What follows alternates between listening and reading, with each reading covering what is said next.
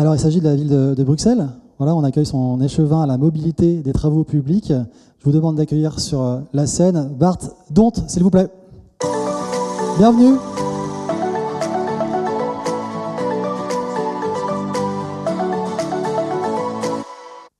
Bonjour tout le monde. Et d'abord, merci beaucoup pour cette invitation. Merci beaucoup pour que je puisse montrer un petit peu ou expliquer quand même ce qui bouge à Bruxelles.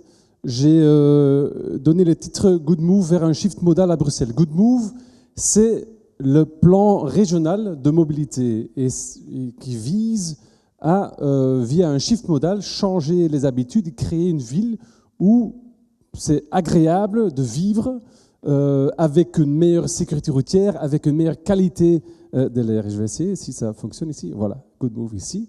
Et donc, monsieur le maire de Dunkerque, M. Vergriete, avait parlé d'une vision. Hein. Si vous voyez sur le slide, ça c'était une vision. Hein. C'était une vision d'il y a 7 ans à Bruxelles. Hein. Vous voyez, voilà, donc, le centre-ville, cœur de Bruxelles, était une autoroute. Hein. Puis, à la ville de Bruxelles, et j'aime aussi beaucoup le mot que le précédent speaker, M. Vergriete, a utilisé, le choc d'offres. Hein. Parce que ce qu'on a fait à Bruxelles, c'est effectivement jouer sur ce choc d'offres. Vous voyez, c'est la même rue, hein, la même rue, et vous voyez maintenant, est devenue presque une oase de verre, mais aussi un endroit où fort fréquenté par des milliers de visiteurs bruxellois et non bruxellois visiteurs qui viennent pour marcher, pour faire des courses, pour aller au travail, etc. Et donc ici, effectivement, les villes, on a tous des choix. Hein, on a des choix. Et ici, c'est une publicité que nous, on a fait en invitant aussi cette réflexion chez nos commerçants, nos riverains. C'est quoi le choix que vous voulez, hein? Donc, en leur posant la question, votre centre-ville, vous le préférez comment, hein? Et ici, clairement, on avait l'avant et l'après. Et donc, cette offre de choc que nous, on a fait par rapport à l'espace public, on l'a réalisé. Et du coup, qu'est-ce qu'on a à offrir ? Beaucoup plus de place, hein, beaucoup plus de place aux riverains, aux visiteurs, pour marcher, pour profiter d'un centre-ville agréable, accueillant et accessible.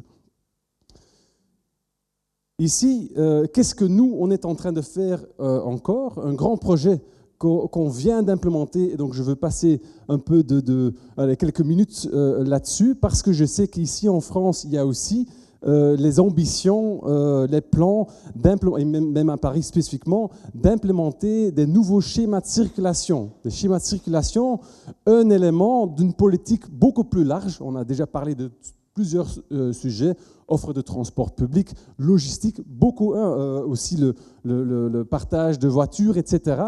Et un élément de ce politique, c'est les plans de circulation. Et M. Vergriete a aussi parlé des habitudes, et c'est quelque chose de très important. Parce que la mobilité, il y a beaucoup d'entreprises, des startups ici présents, ou aussi des entreprises qui travaillent avec les chiffres concrets de la mobilité. Ça, c'est une chose. Mais quand on veut changer la façon dont les gens se déplacent, on ne parle pas de chiffres, on parle de comportement, on parle d'habitudes, et on rentre vraiment dans le cœur de la sensibilité vraiment très personnelle de comment les gens vivent leur quotidien. Et donc, du coup, c'est quelque chose qu'on a pris en cœur pour mettre en œuvre ce politique ici et changer alors le schéma de circulation dans le centre de Bruxelles.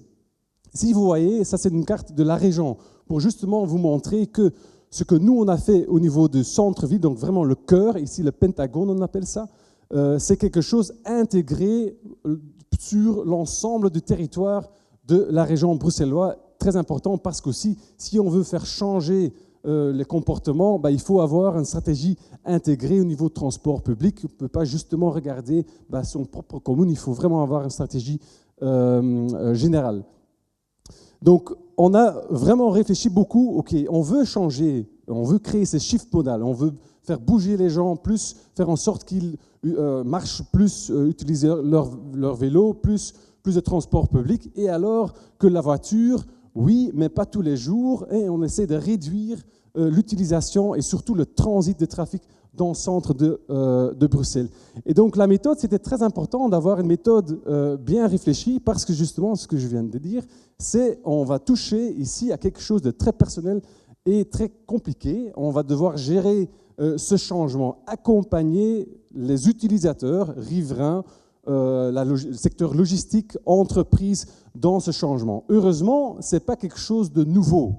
On a déjà beaucoup d'exemples de villes qui vont les mêmes démarches. Même à Bruxelles, la photo que je vous ai montrée, il y a déjà des avancées importantes au niveau de choc d'offres. C'est un mot alors que je l'utilise juste ici, je ne vais jamais l'utiliser quand je vais parler avec justement dans les quartiers, les riverains, parce que le mot choc, c'est quelque chose qui va justement choquer les gens et les gens ne vont pas aimer d'être choqués.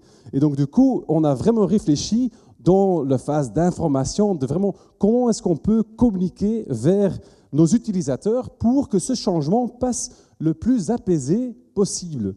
Donc ici, ça c'est un exemple, c'est trop compliqué pour aller dans le détail, mais l'idée c'est quoi de ce schéma de circulation? C'est de faire en sorte que nos quartiers, ce sont les quartiers colorés, deviennent vraiment des espaces apaisés, tranquilles, où vous voulez marcher, vous êtes complètement à l'aise à marcher avec vos enfants, même faire du vélo avec vos enfants, aller à l'école, etc., faire des courses, et que vous sentez en sécurité, et aussi que vous avez envie de venir, envie d'y habiter, aussi envie de travailler dans ces quartiers. Et donc, du coup, on a dû réorganiser les flux, les sens de circulation pour quand même faire en sorte que, au niveau de logistique, au niveau de destination, tout le monde peut arriver à son destination.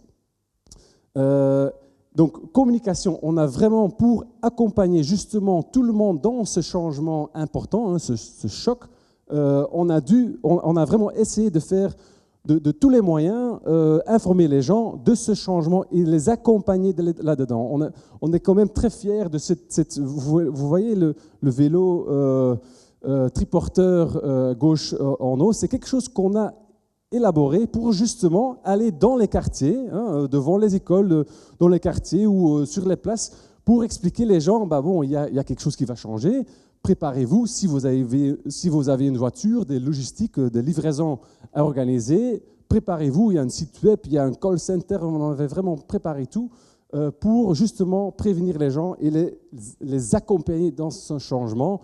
On avait fait une campagne de communication sur on a des écrans, mais aussi sur les réseaux sociaux, parce que maintenant tout le monde regarde son GSM, et on était aussi présent sur les réseaux sociaux, ciblés, riverains, commerçants, entreprises. Et ici, le 16 août 2022, on a implémenté ce nouveau schéma, et je montre ici ces photos-là, parce qu'un schéma de circulation, c'est rien d'excitant, c'est quelque chose de très technique. Mais pourquoi est-ce qu'on fait ce schéma de circulation? Justement pour créer de la place pour les familles, pour ici les skaters. On a élargi un skatepark dans le centre de Bruxelles et on voulait montrer tout de suite ce que ce nouveau schéma de circulation, ce que ça peut donner, ce que ça donne aux visiteurs, riverains, commerçants aussi. Et donc, on a parlé de vision tout au début, et ici, la vision que la ville de Bruxelles adhère, c'est une ville enfant admis. Et donc, on a tout un projet ici, comme un peu à Paris, avec les rues scolaires. Et je pense que c'est ça qui me motive et qui motive le collège de la ville de Bruxelles, c'est de créer cette ville où les gens, qui donnent envie.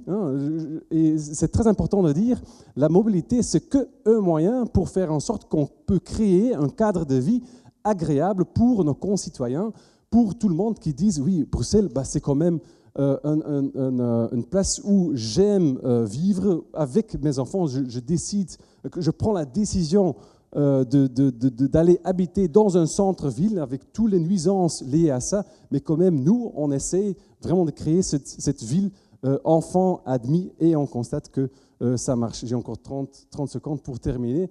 On a les premiers résultats et ça montre qu'au niveau de trafic de voitures, on a une diminution de 20% déjà après 3 mois et une augmentation de 20% de trajets en vélo.